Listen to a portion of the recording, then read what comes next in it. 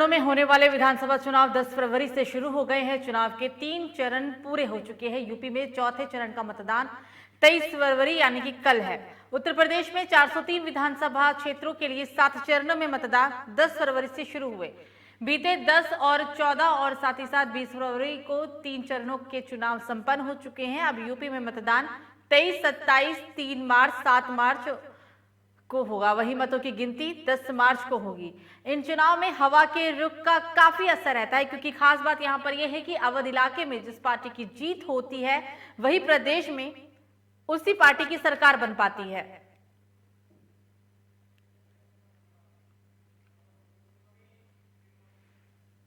और इस खबर पर बातचीत करने के लिए ग्राउंड जीरो से हमारे संवाददाता भानु जुड़ गए हैं, भानु सिंह चंदेल।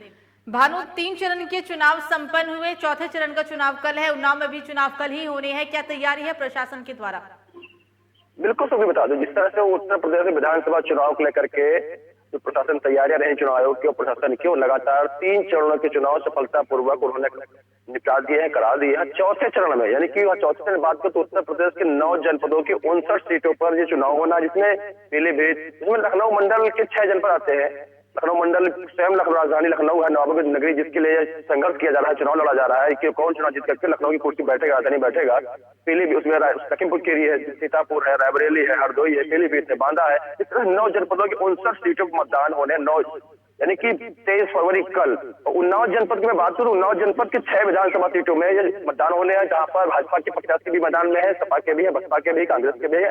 इस तरह से अन्य दलों के भी प्रत्याशी मैदान में उतर करके अपनी किस्मत आजमा रहे हैं। इसमें उन्नाव जनपद की 6 विधानसभा सीटों में मैं बता दूं पहले आपको, विधानसभा 162 बांगरमऊ, जहां से कुलदीप सेंगर विधायक हुए थे। भाजपा के पहली बार कोई अगर वहां सीट जीती थी भाजपा पहली बार, तो कुलदीप सेंगर नेतृत्व में। उसके बाद में 163 विधानसभा सतीपुर, जहाँ के विधायक बम्बलाल दिवाकर मौजूदा रह चुके भाजपा के।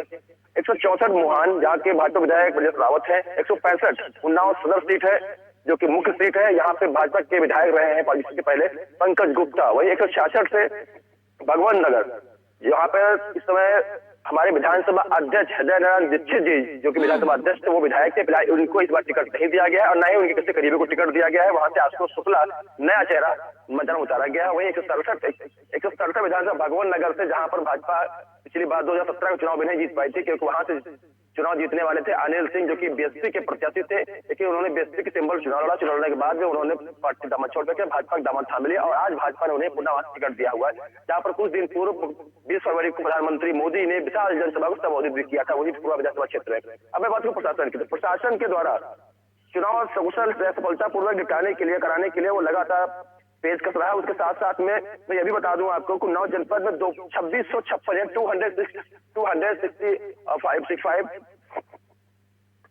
2656 पोलिंग पार्टियों को रवाना किया गया है। इसमें लगभग 10,624 क्रमिक यानी कि जो चुनाव कराने वाले कर्मचारी उनको ड्यूटी लगाई गई है उसमें। और सुबह 9 बजे से इन सबको जगह जगह अलग अलग क्षेत्रों में पार्टी को इनकी रवानगी की जा रही है।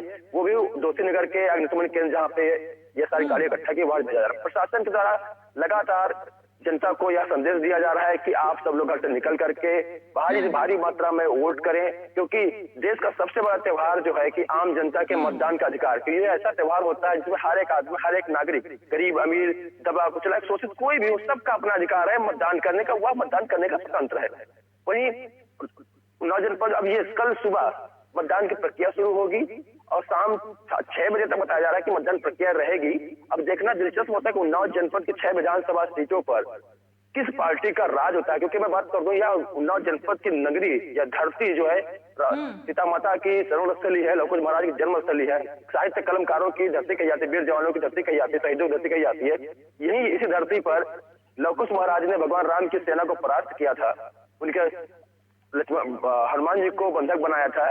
अब यहाँ देखना ये होगा कि अब उन्नाव जनपद की जो जनता है वो किसको इस बार शिकस्त देती है और किसे अपना विधायक मान करके अपनी जिम्मेदारी अपनी विधानसभा के विधायक से चुनती है। इसका निर्णय लगभग इसका फैसला कल शाम तक पूरा फाइनल हो जाएगा। और इसका जो फल होता है, कहते हैं सब्र का फल मीठा होता है, तो इसका फल जो आएगा वो 10 मार्च को आएगा कि वाकई में ये फल मीठा किसके हिस्से मीठा मीठा होता है, किसके हिस्से में कड़वा कड़वा उन्नाव जनपद की जनता देती है। सुधी, बिल्कुल सही कहा आपने भानु, की ये जनता जानती है कि जनता किसे जीत का ताज पहनाएगी और किसे मुंह के जो हार है वो देखना पड़ेगा, वो 10 मार्च को ही पता चलेगा। भानु, ऐसे में तमाम दिग्गजों ने अभी एड़ी चोटी का जोर लगा रखा है। लगातार बड़े बड़े जनसभाएं किए जा रहे हैं। आप देख रहे हैं कि मौजूदा सरकार के कई बड़े मंत्री, गृह मंत्री, रक्षा मंत्री तक चुनाव प्रचार में उतरे हुए हैं। देश के प्रधानमंत्री तक बीजेपी के पक्ष में लोगों से वोट करने की अपील कर रहे हैं। कई सारी चीजें ऐसी भी देखी गई कि देश के अलग अलग जिलों में, यूपी के अलग अलग जिलों में जिस तरीके से चुनाव प्रचार में भारी पैसों का इस्तेमाल किया गया, कई करोड़ पैसों को जब्त किया गया है, शराबों को पकड़ा गया है, बहुत कुछ हुआ है। यानी कि चुनाव जीतने के लिए साफ तौर पर कहा जा सकता है कि पैसा जो है वो पानी की तरह बहाया जा रहा है। उन्नाव का क्या हाल है? बिल्कुल, आपने बहुत सही सवाल किया कि चुनाव आयोग की गाइडलाइंस का कितना पालन किया जाता है। एक बात मैं साफ बता दूं, क्योंकि चुनाव आयोग की गाइडलाइंस जो होती है, इसका नियमावली सबसे ज्यादा लागू उन प्रत्याशियों पे होते हैं, उन नेताओं पे होते हैं जो नेताओं के करीबी होते हैं, या जो प्रत्याशी मैदान में होते हैं। उन लोगों के ऊपर इस तरह हंटर चलाना बहुत जरूरी होता है। उनकी गाड़ी से पैसा बरामद करना, उनके घर से पैसा बरामद करना या मादक पदार्थ बरामद करना, उन पर कार्रवाई करना कैसे सही है। लेकिन ऐसे समय में उन लोगों को समस्या का सामना करना पड़ता है जो व्यापारी वर्ग के व्यक्ति होते हैं, या जो व्यक्ति अन्य अपने व्यापार जुड़े होने के कारण वो पैसे लेकर के इधर उधर आते जाते हैं। उनको इन समस्याओं का सामना करना पड़ता है और प्रशासन अपनी वाहवाही लूटने के कारण उन ऐसे भी लोगों को कार्रवाई कर देता है जो लोग अपने सारे प्रूफ दिखाशो करते हैं कि मैं फैक्ट्री से लेबर को पेमेंट देने के लिए पैसा लेके आया था बैंक से, उनको भी परेशानी का सामना करना पड़ता है। लेकिन जिस तरह से पैसे की बात की है, चुनाव आयोग ने हर एक चुनाव के, चाहे ग्राम पंचायत चुनाव हो, चाहे जिला पंचायत का हो, या ब्लॉक मुखी का हो, या विधायकी एमएलए का चुनाव हो, हर चुनाव के लिए अपनी गाइडलाइन जारी की है, उनके खर्च की सीमा तय की है। लेकिन कोई भी प्रत्याशी जो दल में है, चाहे सत्ता में हो या विपक्ष का हो, वो किसी भी हालत में उस आयोग के नियमावली का पालन तो करता हुआ दिखाई नहीं पड़ता। क्योंकि आज का चुनाव, आज के माहौल में चुनाव हो रहे हैं वो सिर्फ सख्त प्रदर्शन के हैं, भौकाल के हैं, गुंडई के हैं। और तीसरा चौथा उसमें आता है कौन किसको कितना अपने सब आकर्षित कर लेगा। मीठे मीठे बोल करके कौन गोल गोल लड्डू खिलाएगा, उसके बाद में उनको किस तरह घुमाएगा। लड्डू खिला करके घुमाता है, उसके बाद कुर्सी पाने पर जनता खूब घुमाता है, जैसे घुमाता है। ये लेकिन सबसे बड़ी बात है। लेकिन उन्नाव जनपद की बात करो तो भारतीय जनता पार्टी, जैसे देखा प्रथम पहले चरण चुनाव हो गया, दूसरे चरण चुनाव हो गया, तीसरा का हो गया। जैसे जब प्रथम चरण और दूसरे चरण चुनाव समाप्त हुए, वैसे वैसे भारतीय जनता पार्टी के स्टार प्रचारक, देश के प्रधानमंत्री हो, रक्षा मंत्री हो, गृह मंत्री हो, इन लोगों की भी थोड़ी समस्याएं कम हुई। तो इन्होंने अब पूरा अपना दमखम उन क्षेत्रों में झोंक दिया जहां पर चुनाव होने हैं, चाहे वो 5वें चरण का हो या 4थे चरण का हो या छठे चरण चुनाव हो। उन्नाव जनपद की बात करो, सबसे ज्यादा भारतीय जनता पार्टी के नेताओं के द्वारा यहाँ जनसभाएं की गई है, रैलियां की गई है। यहाँ तक कि प्रधानमंत्री मोदी 20 फरवरी को भी आए थे, केशव प्रसाद मौर्य, उसके अलावा उमा भारती, अमित शाह, इस तरह से मतलब उन्नाव जनपद में सबसे ज्यादा रैलियां किसी ने की।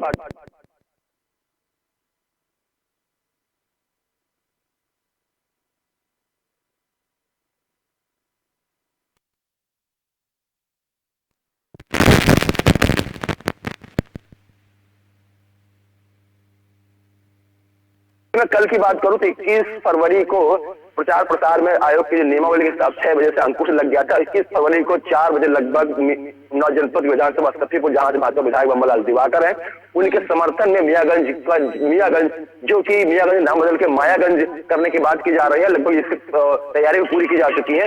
वहां पर एक जनसभा को संबोधित किया था। उस जनसभा के दौरान मैंने साफ साफ देखा था, यहाँ तक की पार्टी नेताओं ने, डिप्टी सीएम ने यहाँ तक कि कहा कि इस बार 2022 के चुनाव में समाजवादी इतना कमल का बटन दबाइए कमल फूल का कि समाजवादी पार्टी समाजवादी पार्टी बन जाए। उन्होंने ये भी कहा कि 100 में 60 हमारा है, 100 में 80 हमारा है, 20 तुम्हारा है। वो भी कहा कि 100 में 80 हमारा है, 20 तुम्हारा है, लेकिन उस 20 में भी हमारा है। तो सबसे बड़ी बात समझने वाली है कि 100 में 80 अगर तुम्हारा आपका है तो 20 अगर किसी और का, तो उस 20 में भी हमारा है। इसका इशारा कहीं ना कहीं इनका बहुजन समाज पार्टी की तरफ दिख रहा है कि जो चुनाव आप लोग लड़ रहे हैं, जैसे छोटभैया लोग, चाहे समाजवादी पार्टी हो या बसपा हो, कांग्रेस हो या ओवैसी हो, पार्टी लड़ रहे हैं, इसका मतलब साफ साफ लग रहा है कि जिस तरह से बहन बुआ जी के मुंह से भाजपा के लिए मीठे मीठे बोल निकल रहे हैं कि सपा को हराने के लिए वैसे भाजपा वोट करना पड़ जाए, तो साफ साफ जाहिर हो रहा है कि भारतीय जनता पार्टी के पास में अगर पूर्ण बहुमत की सीटें नहीं आती, सरकार नहीं बना पाती है, तो वह बहुजन समाज पार्टी से, मायावती से, यानी कि बुआ जी से समर्थन ले सकती है और बुआ जी समर्थन देने को शायद तैयार भी होंगी। और यहाँ तक कि जनता को बताया कि 10 मार्च के बाद इस समय सबसे बड़ी समस्या किसान की है आवारा मवेशी गौशालाएं, योगी सरकार ने लाकर काम किया था, लेकिन इस समय सबसे बड़ी समस्या आ रही। उसके बाद में प्रधानमंत्री ने मंच से संबोधन किया था कि 10 मार्च के बाद में गौशालाओं मवेशियों की समस्याओं का एक बड़ा कदम उठाया जाएगा।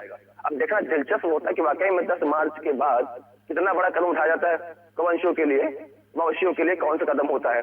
वहीं प्रधानमंत्री एक चीज और आपने देखा, 20 फरवरी को जब प्रधानमंत्री मोदी ने एक विशाल जनसभा को संबोधित किया था पूर्वा के चंदनखेड़ा गांव में, तो वहां पर एक देखा भारतीय जनता पार्टी के जिला अध्यक्ष अवधेश कटियार ने मंच पर उनको राम दरबार की प्रतिमा भेंट करते उनका सम्मान किया। उसी सम्मान के दौरान मंच पे ही जिला अध्यक्ष अवधेश कटियार ने देश के प्रधानमंत्री मोदी के पैर छू लिए थे, जिसमें प्रधानमंत्री ने उनको समझाया था, मना किया था पैर छूने से बाद में, और ठीक जस्ट 1 मिनट के अंदर प्रधानमंत्री मोदी ने समझाते उल्टा पैर जिला अध्यक्ष के पैर छू लिए। इससे पहले देखा संगम में सफाई कर्मचारी जो थे उनके पैर धुले गए थे मोदी जी के द्वारा, उनको विशेष सबसे बड़ा दर्जा दिया गया था। तो जो एक वीडियो, ये प्रधानमंत्री के जो एक नेतृत्व, तो उन्होंने एक ये ऐसा संदेश देने का काम किया है जिससे जनता के अंदर यह वीडियो बहुत ही ज्यादा लोकप्रिय हो रहा है। और प्रधानमंत्री मोदी जनता के अंदर और लोकप्रिय बनते हुए दिखाई पड़ रहा है। अब जनता जो भी थोड़ा बहुत कहीं कसर दिख रही थी कि हम भाजपा को वोट नहीं देंगे, यानी भाजपा को वोट देंगे लेकिन भाजपा विधायक को नहीं देंगे, क्योंकि उन्नाव जनपद में जो 5 विधायकों को टिकट दिया गया है वो पुनः दूसरी बार उनको रिवाइंड किया गया है, दूसरी बार रिवाइंड किया गया है। इसमें एक ही सीट ऐसी है जो भगवान नगर जहां विधानसभा अध्यक्ष हैदरनाथ दीक्षित हुआ करते थे, विधानसभा विधायक, उनको इस बार टिकट नहीं दिया गया, नए मिल के परिवार को दिया गया है, वहां से आशुतोष शुक्ला है।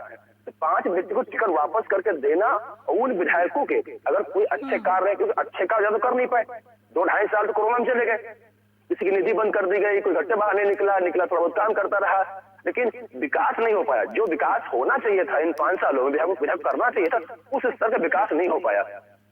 अब जनता विधायक नाराज तो है, लेकिन फिर घूम टहल को वहीं पे आ जाती है, कहती है अब अनाज मिल रहा है, नमक तेल लकड़ियां हमको सरकार चना दे रही है।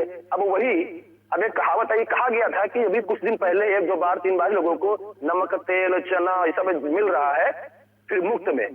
तो अब एक विजन बन गया है भाजपा नेताओं का कि जिसका नमक खाया जाता है उसके साथ नमक हलाली नहीं की जाती है। बिल्कुल भानु, सही कहा आपने कि पार्टियां अलग अलग है लेकिन तौर तरीके सभी के एक से ही हैं। जनसभाएं की जा रही है, एड़ी चोटी का जोड़ लगा रही है, साम दाम भेद दंड सब कुछ अपनाने को तैयार है, लेकिन सरकार कैसे बने इसी बात की चिंता सता रही है। जाहिर सी बात है कि मौजूदा सरकार के लिए अपनी साख बचाना इस वक्त बहुत ही बड़ी उनके लिए जिम्मेदारी है। भानु, से बातचीत करने के लिए शुक्रिया, समय नहीं है इसलिए इस चर्चा को हम यहीं पे समाप्त कर रहे हैं। कल 9 जिलों के 59 विधानसभा सीटों पर चुनाव होने हैं, जिसमें उन्नाव, सीतापुर, राजधानी लखनऊ, लखीमपुर खीरी ऐसे जिले हैं जहां पर चुनाव है, मतदान है। मतदान की प्रक्रिया सुबह 7 बजे से लेकर शाम के 6 बजे तक होगी और 10 मार्च को जब नतीजे आएंगे तब पता चल पाएगा कि आखिरकार यूपी की सत्ता पर कौन काबिज होता है। फिलहाल अभी के लिए मुझे दीजिए इजाजत, नमस्कार।